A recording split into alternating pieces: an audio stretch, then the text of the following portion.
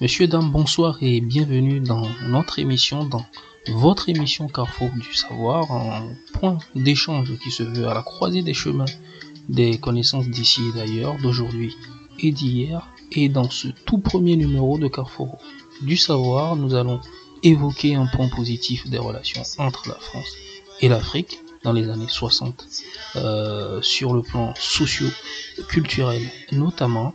Charles Crasso est à la réalisation au micro. Je suis votre humble serviteur Lucien Refano. Carrefour du Savoir, acte 1. C'est parti.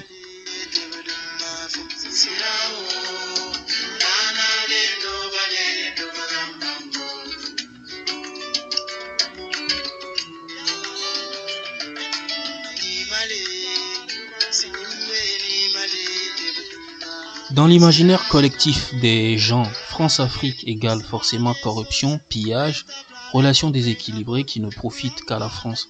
Ce qui n'est pas tout à fait vrai, car si on remonte dans les années 60, nombreuses sont les élites africaines qui ont été formées en France dans les plus prestigieuses universités avec tous les privilèges que cela implique, dans le but de revenir occuper les plus hautes fonctions de leur pays.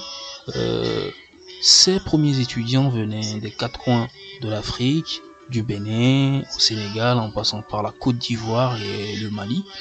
Ils sont nombreux, ces étudiants d'Afrique noire, pour la plupart francophones, à atterrir sur le sol français pour se former en bénéficiant des mêmes avantages sociaux que les Français.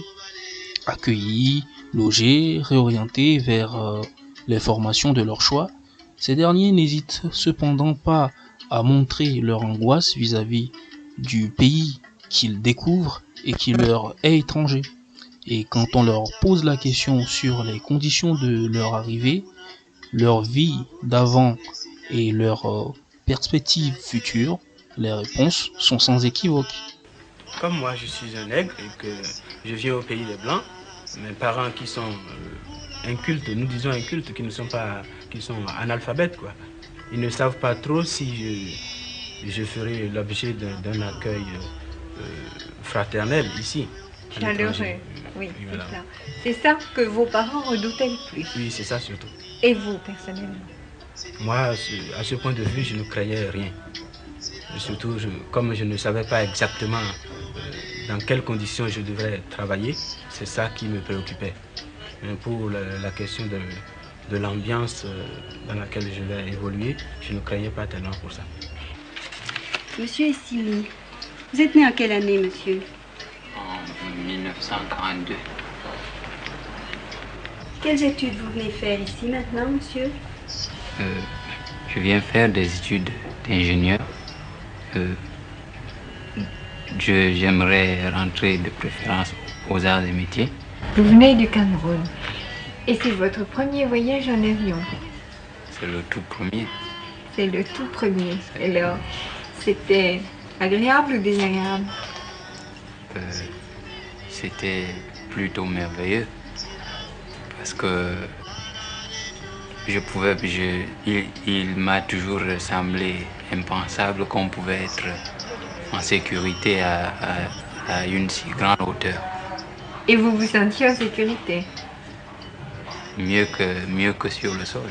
Mais vous aviez demandé cette bourse il y a combien de temps? Il y a de cela environ 3 mois. Il y a 3 mois. Et vous avez eu la réponse quand? La réponse 3 jours avant mon départ. Que font vos parents? Mes parents, ma mère déjà est ménagère et puis elle fait des champs d'arachide. Quant à mon père, il est instituteur. Et vous étiez en vacances chez eux? Au village, oui. Vous étiez en vacances au village? Chez eux. Et ce costume, vous l'avez acheté pour partir? Je l'ai acheté, je n'ai pas eu le temps de choisir. Je suis tout juste entré dans une boutique, j'ai demandé un costume, on m'a présenté celui-ci, puis il était très précis. Et c'est tout? Vous êtes venu avec ce costume? Je suis venu avec ce costume, je n'ai presque rien, ni personne ne prévoyait que je pouvais venir en France. Alors, je n'ai eu ni de l'argent de poche, ni une petite valise pour emballer mes effets. Et vos parents, comment ont-ils accueilli ce départ précipité?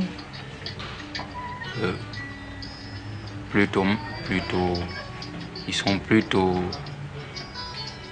sceptiques. Sceptiques sur quoi? Sceptiques sur les études que je vais faire. Ils ne savent pas si ce sera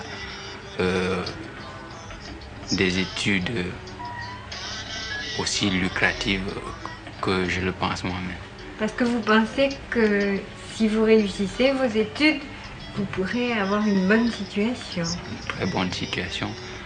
Quant à eux, ils pensent que c'est une perte de temps, les études supérieures. Donc vous êtes venu un peu contre leur gré? Contre leur gré, c'est ça. Cependant, votre père était instituteur. Je parle de la majorité. Il n'y a que mon père qui pouvait voir la chose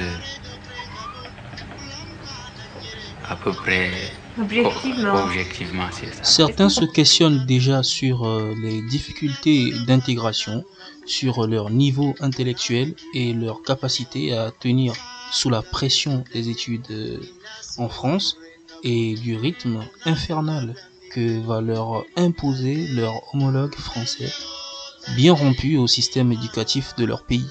Est-ce que vous pensez que ce sera difficile de faire ces études? Il y a surtout le problème de l'adaptation, c'est-à-dire la vitesse de travail n'est pas la même que chez nous. Et puis on dit les petits Français, c'est-à-dire ceux qui seront mes camarades, être d'une intelligence prodigieuse. Alors, ça m'inquiète. D'autres, quant à eux, évoquent des questions d'argent, des problèmes financiers, qui ne sont pas étrangers à la vie d'étudiants, africains ou pas d'ailleurs, faut-il encore le rappeler. Difficile à quel point de vue? En effet, j'ai pas eu de logement quand j'arrivais ici. Alors il m'a fallu me débrouiller partout. Et d'abord, les chambres que j'ai trouvées, c'était trop cher. Et vraiment très cher par rapport en Afrique. Oui. Parce que chez nous en Afrique, avec un étudiant, lorsqu'il a 1500 francs CFA, soit 3000 francs anciens francs français, nous pouvons vivre pendant au moins 2 mois. Oui. Alors qu'en France, ça ne peut pas trouver. Oui. Alors ça, c'était pour moi une grande difficulté. Oui, vous étiez venu avec quelle somme?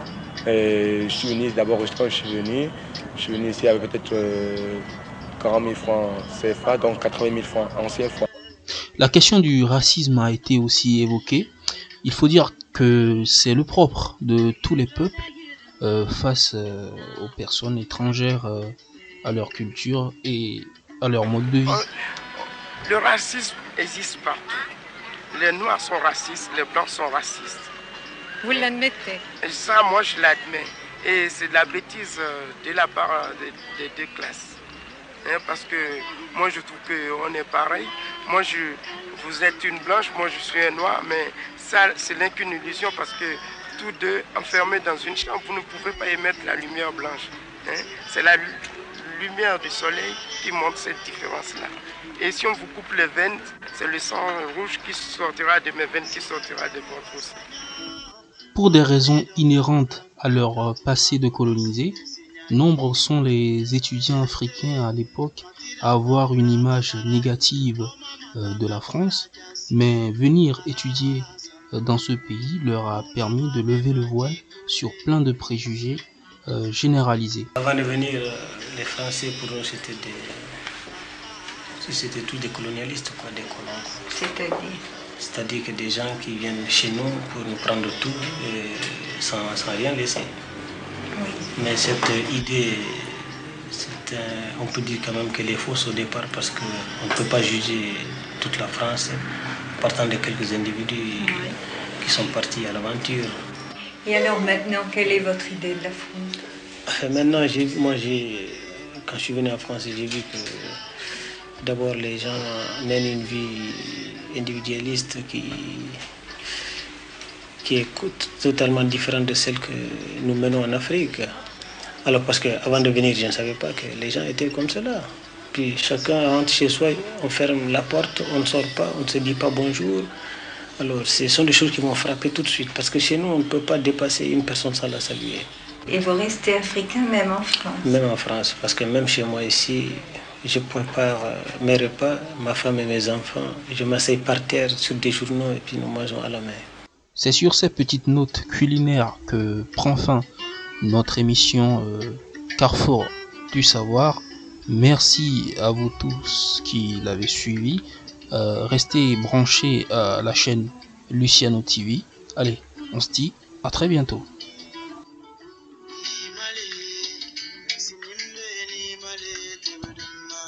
Sirao